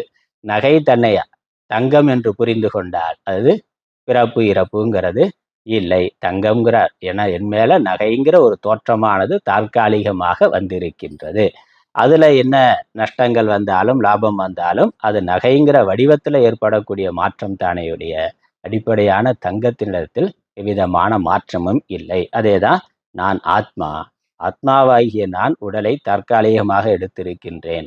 இதுல என்ன மாற்றம் வந்தாலும் அது உடலை சார்ந்தது, ஆத்மாவாகிய என்னை சார்ந்தது இல்லை. இந்த ஆத்மா இந்த உடம்புல மட்டும் இல்லை, எல்லா உடல்களிலும் அது சமமாக ஒன்றாக இருக்கின்றது. ஏனெனில் அது பரமாத்மா, இறைவன். இந்த ஞானம் வந்ததுக்கு அப்புறம் இந்த ஞானத்தோடு இந்த சரீரத்துல இருக்கிறோம். சரீரத்தை வைத்துக்கொண்டு விவகாரங்களை செய்கின்றோம். அப்படி செய்கின்ற பொழுது நான் செய்கிறேங்கிற எண்ணம் இல்லாம ஆத்மாவாகிய என் முன்னிலையில் சரீரம் ஒரு கர்மாவை செய்கின்றது என்று அந்த திருஷ்டி, அதான் ஞான கர்ம சந்நியாச யோகம். இப்போ ஆத்ம திருஷ்டியில கர்மா என்பதே இல்லை, புண்ணிய பாபம் என்பது இல்லை, பிறப்பு இறப்பு என்பது இல்லை. அதனால அது செயலை செய்யறதுங்கிறதும் இல்லை, செயலினுடைய பலனை அனுபவித்தல் என்பதும் இல்லை. ஆகவே இந்த ஆத்ம ஞானத்தோட நான் ஆத்மா, எவ்விதமான கர்மாவும் எனக்கு இல்லைன்னு அந்த கர்த்திருவ புத்தி, நான் செய்கிறேங்கிற எண்ணத்தை விடுதல். அதே மாதிரி செயலின் பலன் வர்ற பொழுது நான் எனக்கு இது வந்திருக்கிறது என்ற அந்த எண்ணத்தை, போக்திருத்துவ புத்தியை விடுதல் என்பதுதான் சந்நியாசம். அவ செஞ்சது உடம்பு, செயலின் பலனை அனுபவிக்கிறது உடம்பு. ஆத்மா செய்வதும் இல்லை, செய்விப்பதும் இல்லை, அனுபவிப்பதும் இல்லை. அதான் ஞான கர்ம சந்நியாச யோகம். இதுதான் ஞானம். இது பின்னாடி அடுத்தடுத்த அத்தியாயங்கள்ல இன்னும் பல கோணங்கள்ல நம்ம விரிவா பார்க்க போறோம். ஏற்கனவே 2வது அத்தியாயத்திலையும் அதை விரிவா சொன்னார். அது இன்னும் தெளிவா பார்க்கணும்னா பகவத்கீதையோட ஒவ்வொரு ஸ்லோகத்தையும் பார்க்கணும். நம்ம சாரம் தான் பார்க்கிறோம். இது ஒவ்வொரு ஸ்லோகத்திலையும் எப்படியெல்லாம் அதுல சரி எப்படிங்கிற நியாயமெல்லாம் நிறைய விஷயங்கள் இருக்கு. இப்ப நம்ம இது அடிப்படை இதுதான் ஒரு புரிந்து கொள்வதல் சாரம்தான் பார்க்கிறோம். அதனால இதற்கு மேல அங்க சொல்ல முடியாது நம்ம. அதனால இந்த ஞானத்தினால, அதனால நான் ஆத்மாங்கிற ஞானத்தினால, ஆத்மா எதையும் செய்வதும் இல்லை, செய்விப்பதும் இல்லை, செயலின் பலனை அனுபவிப்பதும் இல்லைங்கிற ஞானத்தினால நான் கர்த்தா என்ற எண்ணத்தை, கர்த்திருவத்தை, நான் போக்தா என்ற எண்ணத்தை, போக்திருத்துவத்தை விட்டு விடுதல் என்பதுதான் ஞான கர்ம சந்நியாசம். இந்த ஞானத்தை அடையிறதுக்கு என்ன பண்ணணுங்கிறது அடுத்த விஷயமா வருது. அதனால ஞானம் இதுதான் 15வது ஸ்லோகத்திலிருந்து 24வது ஸ்லோகம் வரைக்கும். அப்புறம் 25வது ஸ்லோகத்திலிருந்து 34வது ஸ்லோகம் வரைக்கும் இந்த ஞானம் இன்னும் தெளிவா, நான் ஆத்மானா நான் ஆத்மா எப்படி, அந்த ஆத்மாவினுடைய லட்சணங்கள் என்ன, அந்த ஆத்மாவுக்கு உடம்புக்கும் இருக்கக்கூடிய சம்பந்தம் என்ன, ஆத்மா எப்படி உடலை எடுத்தது, அப்புறம் அந்த பரமாத்மா எப்படி உலகமாக ஆனார், இந்த தத்துவ விஷயங்கள் எல்லாம் விரிவா பார்க்கணும். அப்படின்னாக்க அதற்கு என்ன பண்ணணும்? ஒரு குருவை அணுகி குரு மூலமா பகவத்கீதை உபனிஷத்துக்கள் எல்லாம் விரிவா படிக்கணும். அதுதான் சாதனம். அதனால இந்த ஞானம் இன்னும் தெளிவா நமக்கு இருக்கிறதுக்கு குரு மூலமா சாஸ்திரங்களை படிக்கிறது என்பதுதான் சாதனம். அதை பகவான் தெளிவாக இங்கே சொல்கிறார். அதனால் இதுக்கு வந்து ஸ்ரவணம்னு பேர். வேற எப்படியும் இந்த ஞானம் வராது. இதற்கு நடுவில் பகவான் பலவிதமான யஜ்ஞம் என்று ஒரு 12 விதமான யஜ்ஞங்களை சொல்கிறார். அதாவது என்னெல்லாம் ஆன்மீக சாதனைகள் இருக்கோ அந்த சாதனைகள் எல்லாம் யஜ்ஞம்ங்கிற பேரில் சொல்லுகின்றார். அதில் திரவிய யஜ்ஞம், ஞான யஜ்ஞம், யோக யஜ்ஞம், பிராணாயாம யஜ்ஞம், தவம்ங்கிற யஜ்ஞம், தானம்ங்கிற யஜ்ஞம், பல யஜ்ஞம், ஒரு 12 விதமான ஆன்மீக சாதனைகளை யஜ்ஞம்ங்கிற பெயர்ல பகவான் சொல்லுகின்றார். அதெல்லாம் சொல்லிட்டு கடைசியா இந்த யஜ்ஞங்கள் எல்லாம் சித்த சுத்திக்கு சாதனமாக இருக்கும் ஞான யஜ்ஞம் தான் மோட்ச சாதனம். ஞானத்தினாலதான் ஞான யஜ்ஞம் தான் மேலானதுன்னு ஞான யஜ்ஞத்தோட முக்கியத்துவத்தை சொல்லி அந்த ஞானம் குரு வாயிலாக அடையத்தக்கது என்று, ஆகவே அதற்காக ஒருவன் குருவை அணுகி பணிந்தும் கேட்டும் பணிவிடை செய்தும் அந்த ஞானத்தை பெற வேண்டும் என்று சொல்லியிருக்கின்றார். அப்புறம் அந்த ஞானத்தை பெறுவதற்கான பரம்பரை சாதனமா புலனடக்கம், மன அடக்கம், உணவு விஷயத்துல ஒரு ஒழுக்கம், ஆகார நியமம் அப்படிங்கிறது, மற்ற ஆச்சாரம், தர்மம் அப்படிங்கிற விஷயங்கள்லாம் இருக்கு. பிராணாயாமம், மற்ற பாராயணம் பண்றது, ஜபம் பண்றது, தியானம் பண்றது, பூஜை பண்றது, இதெல்லாம் வந்து அந்த ஞானத்தை பெறுவதற்கான தகுதியை, பக்குவத்தை பெறுவதற்கான சாதனைகள் என்று அதைத்தான் யஜ்ஞம்ங்கிற பேர்ல பகவான் சொல்லி இருக்கிறார். இது ஞான சாதனங்கள். அதுக்கப்புறம் இந்த ஞானத்தினுடைய பலன், இப்படி ஒருவன் குருவுக்கு சேவை செய்து உபனிஷத்து சாஸ்திரங்கள் எல்லாம் படித்து இந்த தெளிவான நான் ஆத்மா, ஆத்மா பிரம்மம், இந்த உலகம் ஆத்மாவாகிய என் மேல கல்பிதமாக இருக்கின்றது, உலகம் வெறும் தோற்ற மாத்திரம் என்ற ஞானத்தை ஒருவன் அடைந்த பிறகு அந்த ஞானத்தினால கிடைக்கக்கூடிய பலன் என்ன என்பதை 35வது ஸ்லோகத்திலிருந்து 42வது ஸ்லோகம் வரைக்கும் சொல்லுகின்றார்.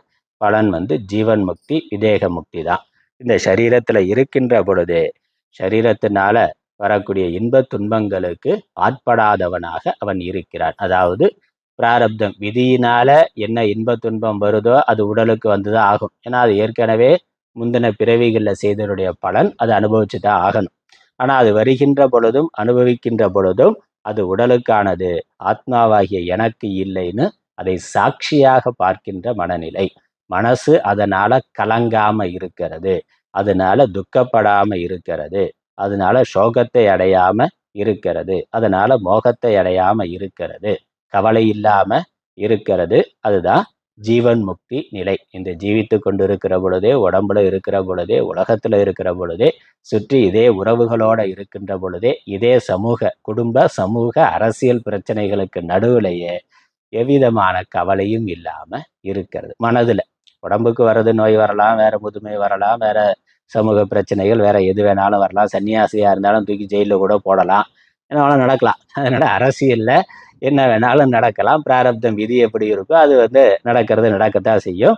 அதெல்லாம் சரீரத்துக்குன்னு தன்னுடைய சரீரத்தையே அவன் வேடிக்கையா சாட்சியா பார்க்க முடியும். புறத்துல 2 சண்டை நடந்தாக்கா அதை எப்படி வேடிக்கையா பார்க்கிறோமோ அதே மாதிரி சரீரத்துக்கு ஏற்படக்கூடிய மாறுபாடுகளையே இந்த ஞானம் திருடமா இருந்தா ஒருவன் சாட்சியா வேடிக்கையா பார்க்க முடியும்.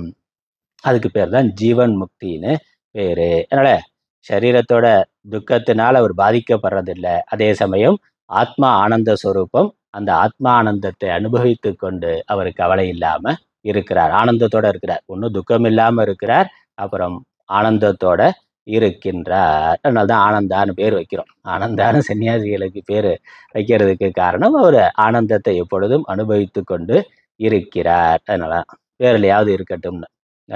ஞானம் இருந்தால் உண்மையிலேயே இருக்கும், ஞானம் இல்லைன்னா பேர்லையாவது இருக்கும். அதனால்தான் பேர் மாற்றம் அப்படிங்கிறது சன்னியாசத்துல ஞானத்தினால ஏற்படக்கூடிய மாற்றம். அதற்கு ஒரு அடையாளமா புறத்துல பேர்ல மாற்றமானது இருக்கின்றது. பழசெல்லாம் மறக்கணும், பலதெல்லாம் நான் இல்லைன்னு விட்டு விடுதல். அதனால அது ஒரு புதிய பிறப்பு, புதிய வாழ்க்கை, துக்கம் இல்லாத இன்பமயமான ஒரு வாழ்க்கை, துக்கத்தினால பிரச்சனைகளால விதமான மனக்கலக்கமும் அடையாத ஒரு வாழ்க்கை நிலை. அதுக்கு தான் ஜீவன் முக்தின்னு பேரு. அப்படி பிராரப்தம் விதி இருக்கிற வரைக்கும் இந்த சரீரத்துல இருந்துட்டு அவன் அதிலிருந்து விடுதலை அடைகின்றான். மீண்டும் ஒரு சரீரத்தை, மீண்டும் ஒரு உடலை அடைவது இல்லை. அதுக்கு பேரு விதேக முக்தின்னு பேரு. அதுதான் இந்த ஞானத்தினுடைய பலன் என்று பகவான் சொல்றார். அது 3 விதமா சொல்றார். சர்வ மோக நாசம் என்பது வருது, எல்லா விதமான மோகம் குழப்பங்கள்ல இருந்து விடுதலை அடைதல். அதுக்கப்புறம் சர்வ பாப நாசம்ங்கிறது வருது. எல்லா பாப்பங்களிலிருந்தும் இந்த பிறவியில முந்தின பிறவிகள்ல துன்பத்திற்கு காரணமா என்னெல்லாம் பாப்பம் இருந்தோ எல்லா பாப்பங்களிலிருந்தும் விடுதலை அடைந்தவராக ஆகின்றார். அப்ப பாப்பம் இல்லைன்னா அதனால துன்பம் என்பது இல்லை. அதுக்கப்புறம் சர்வ கர்ம நாசம் என்பதையும் சொல்லுகின்றார். அதனால இந்த பிறவிக்கு காரணமான பிராரப்தம், அப்புறம் அடுத்தடுத்த பிறவிகள் வருவதற்கு காரணமா இருக்கக்கூடிய சஞ்சிதம், இந்த பிறவியிலேயே அவர் எதிர்காலத்துல செய்யக்கூடிய ஞானத்திற்கு பிறகு பிறவி இருக்கிற வரைக்கும் இந்த பிறவியில செய்யக்கூடிய கர்மா ஆகாமி கர்மா, இந்த 3 விதமான கர்மாவும் இல்லாமல் அழிந்து போய்விடுகிறது. கர்மா இல்லைங்கிறதுனால அவனுக்கு அடுத்த பிறவியானது இல்லை. அதனால கர்ம நாசம்ங்கிறது பிறவாத நிலைக்கு ஹேத்துவாக ஆகின்றதுன்னு இந்த ஞான பலனை சொல்லி இருக்கின்றார். இதுதான் இந்த அத்தியாயத்தினுடைய விஷயம். அதில் அவதார நோக்கம், அப்புறம் ஞானம், ஞானத்தினால கர்மாவை துரத்தல், அதுக்கப்புறம் ஞானத்தை அடைவதற்கான சாதனம் ஞான பலன் என்பது. இங்க ஞானத்தினால கர்மாவை துரத்தல் என்பது முழுக்க இல்வாழ்க்கையிலிருந்து ஒருவன் அடைய முடிந்தது, இல்வாழ்க்கையிலிருந்து செய்ய வேண்டியது. ஏன்னா சந்நியாச வாழ்க்கைன்னு போட்டால் அது கர்ம சந்நியாசம் ஆயிடுது. அதனால் இங்கே ஞான கர்ம இங்கே கர்ம சந்நியாசம் முக்கியமா இல்லை ஞானத்தினால சந்நியாசம் பண்ணுறது முக்கியமானா ஞானத்தினால சந்நியாசம் பண்ணுறது தான் முக்கியம். கர்த்திருவம் போக்திருத்துவத்தை விடுதல் என்பது தான் முக்கியம். புறத்தில் கர்மாவை துறக்கலாம், துறக்காமல் இருக்கலாம், அது முக்கியமல்ல. அதை விட முக்கியமானது ஞானத்தினால கர்த்திருவத்தை விடுதல், நான் ஷரீரி என்ற எண்ணத்தை விடுதல், நான் ஆத்மா என்ற ஞானத்தை அடைதல், அதில் நிலை பெற்று இருத்தல். அப்போ அதை ஒருவன் இல்வாழ்க்கையில இருந்தே அடைய முடியும். குடும்ப வாழ்க்கையில இருந்தே இந்த ஞானத்தை அடைந்து பிறகு தாமரை இலை தண்ணீர் போல இந்த உடம்போடும் உலகத்தோடையும் ஒட்டாம வாழ்க்கையை நடத்த முடியும். அப்படி நடத்துறது தான் ஞான கர்ம சந்நியாசம். கர்ம யோகம்ங்கிறதையே வேற கோணத்துல ஆத்ம ஞானத்தோட கர்ம பலனை துறந்து இருத்தல் என்பதைத்தான் சொல்லி இருக்கின்றார். இந்த அத்தியாயத்துல முக்கியமான ஸ்லோகங்கள் அதை அவருக்கு நினைவுபடுத்திட்டு நிறைவு செய்யலாம்.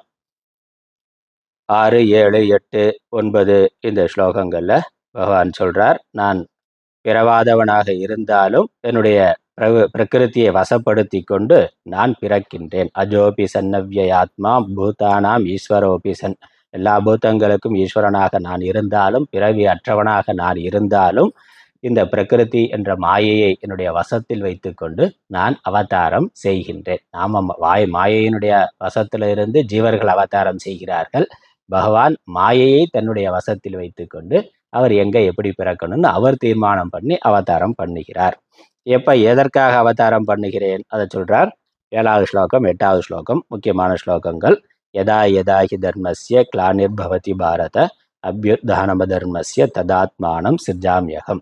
எப்பெல்லாம் தர்மத்திற்கு குறைவு வருகின்றதோ அப்பொழுது தர்மத்தை காப்பதற்காக, தர்மத்தை உத்தாரணம் பண்ணுவதற்காக நான் என்னை பிறப்பித்துக் கொள்ளுகின்றேன், நான் அவதாரம் செய்கின்றேன். அவதாரம் பண்ணி என்ன பண்றேன்? பரித்ராணாய சாதுனாம் விநாசாயச்ச துஷ்கிருதாம், சாதுக்களை காப்பதற்காகவும் துஷ்டர்களை அழிப்பதற்காகவும் தர்மத்தை நிலைநாட்டுவதற்காகவும் சம்பவாமி யுகே யுகே, ஒவ்வொரு யுகத்திலும், யுகம்ங்கிறது காலத்துக்கு தேவைக்கு தகுந்தாற் போல எப்ப தேவையோ அப்பொழுது நான் அவதாரம் செய்கின்றேன். அதுக்கப்புறம் இந்த ஞான விஷயங்களை சொல்லுகின்றார். யார்? நான் கர்மாவை செய்த. இதுல இன்னொரு முக்கியமான ஸ்லோகம் 13வது ஸ்லோகம். சாதுர்வர்ணியம் மயா சிருஷ்டம் குணகர்ம விபாகசக தஸ்ய கர்த்தாரம் அபிமா வித்யா கர்த்தாரம் அவ்யயம். இந்த உலகம் சரியான முறையில் இயங்குவதற்காக 4 விதமான வர்ணங்களை நான் சமைத்திருக்கின்றேன், படைத்திருக்கின்றேன். ஒரு உலக சமூக இயக்கத்திற்கான வாழ்க்கை முறையை நானே திட்டமிட்டு வகுத்து கொடுத்திருக்கிறேன் என்பதை பகவான் இங்க சொல்றார். யார் அதை புரிந்து கொண்டு தன்னுடைய தர்மத்தை முறையாக கடைபிடிக்கிறார்களோ அவர்கள் பந்தத்திலிருந்து விடுதலை அடைகிறார்கள். அதே சமயம் கூடுதலாக ஆத்ம ஞானத்தோட நமாம் கர்மாணி லிம்பந்தி நமே கர்ம பலேஸ்பிருகா இதிமாம் யோபிஜானாதி கர்மபிகி நச பத்தியதே. 14வது ஸ்லோகம். யார் பகவான் ஆத்மா பிறப்பு இறப்பு இல்லாதவர் அவருடைய மாயையினால் அவதாரம் செய்திருக்கிறார். அதே மாதிரி நான் ஆத்மா, பிறப்பு இறப்பு இல்லாதவன், ஆத்மா பிறப்பு இறப்பு இல்லாதது. இந்த சரீரத்தை நான் எடுத்திருக்கின்றேன், ஆத்மாவாகிய நான் சரீரத்தை எடுத்திருக்கின்றேன் என்று தன்னை ஆத்மா என்று யார் அறிந்து கொள்ளுகிறார்களோ அவர்கள் கர்மத்திலிருந்து விடுதலை அடைகிறார்கள். எல்லாம் ரொம்ப நுணுக்கமா விரிவா பார்க்க வேண்டிய ஸ்லோகங்கள். நம்ம தனியா ஒவ்வொரு ஸ்லோகமா பார்க்கிற பொழுது அதெல்லாம் விரிவான விளக்கம் வரும். இது சாரம் மட்டும்தான். அதுக்கப்புறம் இன்னொரு முக்கியமான விஷயம் வருது. கிம் கர்ம கிம கர்மேத்தி கவயோப்யத்ர மோகிதாக. கர்மம் என்றால் என்ன,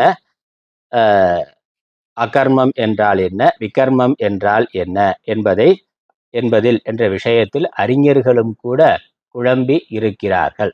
எதை செய்யணும், எதை செய்யக்கூடாது, செய்யாம சும்மா இருக்கிறதுனா என்ன, 3 விஷயம். கர்மானா செய்யறது, அப்புறம் அகர்மானா செய்யாம சும்மா இருக்கிறது, அப்புறம் விகர்மம்னா தவறான செயல்.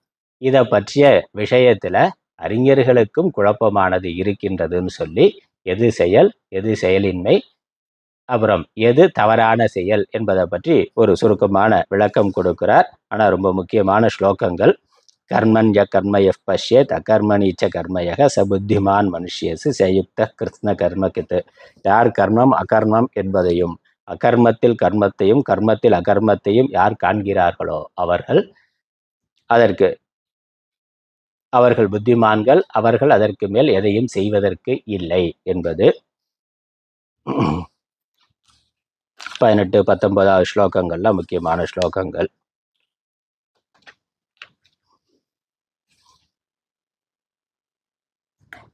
அப்புறம் 12 விதமான யஜ்ஞங்களை, வழிபாட்டு முறைகளை, ஆன்மீக சாதனைகளை சொல்லி அதுக்கப்புறம் 33வது ஸ்லோகத்துல ஸ்ரேயா திரவியமயாத் யஜ்ஞாத் ஞான யஜ்ஞ பரந்தப. இந்த திரவிய யஜ்ஞங்களை விட, எல்லா விதமான யஜ்ஞங்களை விட ஞான யஜ்ஞமானது மேலானது. ஏன்னா சர்வம் கர்மாக்கிலம் பார்த்த ஞானே பரிசமாப்பியதே. எல்லா கர்மங்களும் ஞானத்தில் பூர்த்தி அடைகின்றன என்று சொல்லி அந்த ஞானத்தை 34வது ஸ்லோகம் தத்வித்தி பிரணிபாதேன பரிப்பிரஷ்னேன சேவையா உபதேக்ஷந்தி தே ஞானம் ஞானினக தத்துவதர்சினக. ஞானிகளாகவும் தத்துவதர்சிகளாகவும் இருக்கக்கூடியவர்கள் உனக்கு அந்த ஞானத்தை உபதேசிப்பார்கள். அதுக்கு என்ன பண்ணணும், அவர்கள்ட்ட பணிவோட சேவை செய்து அவர்களிடம் கேள்வி கேட்டு அதை நீ அறிந்து கொள்வாயாகன்னு சொல்றார். அல்லது இந்த ஞானமானது குரு உபதேசத்தின் வாயிலாகத்தான் கிடைக்கும் என்று தெளிவா சொல்லி அதுக்கப்புறம் இந்த ஞானத்தினுடைய பிரயோஜனத்தை சொல்றார். யஜ்ஞாத்வா ந புனர்மோகம் ஏவம் யாசிசி பாண்டவ. எதை அறிந்து கொண்டால் நீ மோகத்தை அடைய மாட்டாயோ, மோகநாசம் என்பது ஒரு பிரயோஜனம். அபிச்சேதசி பாப்பேபிய சர்வேபிய பாபகிருத்தவக சர்வம் ஞான பிளவேனைவ விருஜினம் சந்தரிஷ்யதி. எல்லா பாபங்களும் நீங்குகின்றன என்ற பலனை சொல்றார். அதே மாதிரி எதைதாம்சி சமித்தோக்னி, எப்படி அக்னியானது சமித்தை எரிக்கின்றதோ, விறகுகளை எரித்து சாம்பலாக்குகின்றதோ, அதே மாதிரி ஞானாக்னிகி சர்வ கர்மானி பஸ்மசாத் குருதே ததா. ஞானாக்னியானது எல்லா கர்மங்களையும் எரித்து சாம்பலாக்குகின்றது என்று ஞானத்தினால பாபநாசம் மட்டும் இல்லை, புண்ணிய நாசமும் கூட. ஏன்னா புண்ணிய பாவம் ரெண்டும் இல்லாமல் போனாதான் பிறவிங்கிறது இல்லாமல் போகும். அதனால் எல்லா கர்மங்களும் ஞானத்தினால எரிக்கப்பட்டு விடுகின்றன. அப்போ அவன் பிறவாத நிலையை, ஜீவன் முக்தியை, விதேக முக்தியை அடைகின்றான். ஆகவே நகி ஞானேன சதுர்ஷம் பவித்திரமிக வித்தியதே. ஞானத்திற்கு சமமான தூய்மைப்படுத்தக்கூடியது இங்கு வேற எதுவும் இல்லை. அதனால ஞானம்தான் மேலானது, ஞானம்தான் முக்தியை, மோட்சத்தை தரத்தக்கது என்று ஞானத்தினுடைய உயர்வை சொல்லுகின்றார். அதுக்கப்புறம் இறுதியா ஞான சாதனங்களை சொல்றார். இந்த ஞானத்தை அடையிறதுக்கு முதல்ல ஸ்ரத்தைங்கிறது தேவை. அதனால ஸ்ரத்தாவான் லபதே ஞானம் முக்கியமான வாக்கியம்.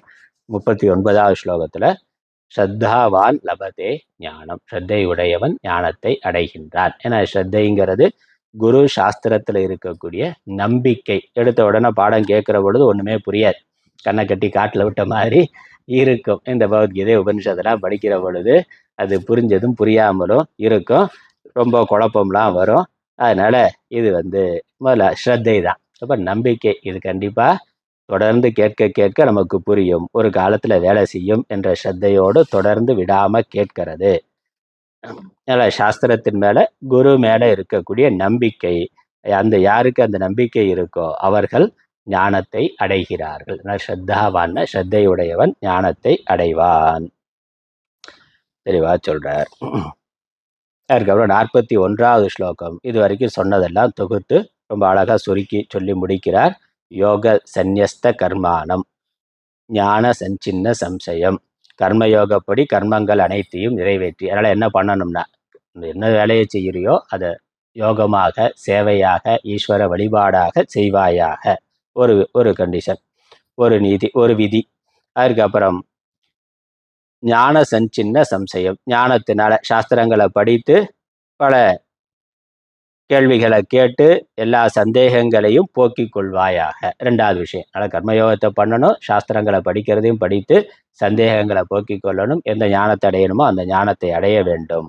அப்புறம் ஆத்மவந்தம், இந்த உடம்பையும் மனதையும் உன்னுடைய கட்டுப்பாட்டில் வைத்து கொண்டு கர்மங்களை செய்வாயாக. யார் அப்படி கர்மங்களை செய்கிறானோ, கர்ம யோகமா செய்கிறவன், உடம்பையும் மனதையும் தன்னுடைய வசத்துல வைத்திருக்கிறவன் ஞானத்தை அடைந்தவன். அவனை கர்மாக்கள் கட்டுவது இல்லை, அவன் புண்ணிய பாபத்திற்கு ஆட்படுவது இல்லை. அதனால ஆத்மவந்தம் ந கர்மாணி நிபத்னந்தி, அவனை கர்மாக்கள் கட்டுவது இல்லைன்னு சொல்லி இந்த அத்தியாயமானது நிறைவு செய்கின்றது. இந்த அளவில் நம்ம இந்த 4வது அத்தியாயத்தை, அதனுடைய சாரத்தை நிறைவு செய்கின்றோம். பல முக்கியமான ஸ்லோகங்கள் இதில் இருக்குது, ரொம்ப ஆழமான கருத்துடைய தத்துவ விஷயங்கள் இதில் இருக்குது. நம்ம தனியாக ஒவ்வொரு ஸ்லோகமாக படிக்கிற பொழுது தான் என்னுடைய இன்னும் தெளிவான ஞானமானது நமக்கு வரும். அதற்கு ஒரு அறிமுகமாக இந்த சாரம்ங்கிறது இருக்கின்றது. இந்த அளவில் நிறைவு செய்வோம். ஓம் பிரபன்ன பாரிஜாத்தாய ஸ்தோத்திரவேத்ரைக்கபாணயே ஞானமுத்ராய கிருஷ்ணாய கீதாமிருததுகே நமः. ஓம் ஈஸ்வரோ குருராத்மேதி மூர்த்திபேத விபாகினே வ்யோமவத்யாப்ததேகாய தட்சிணாமூர்த்தயே நமः. ஓம் பூர்ணமதः பூர்ணமிதம் பூர்ணாத் பூர்ணமுதச்யதே பூர்ணஸ்ய பூர்ணமாதாய பூர்ணமேவாவசிஷ்யதே. ஓம் சாந்தி சாந்தி சாந்தி. ஹரி ஓம்.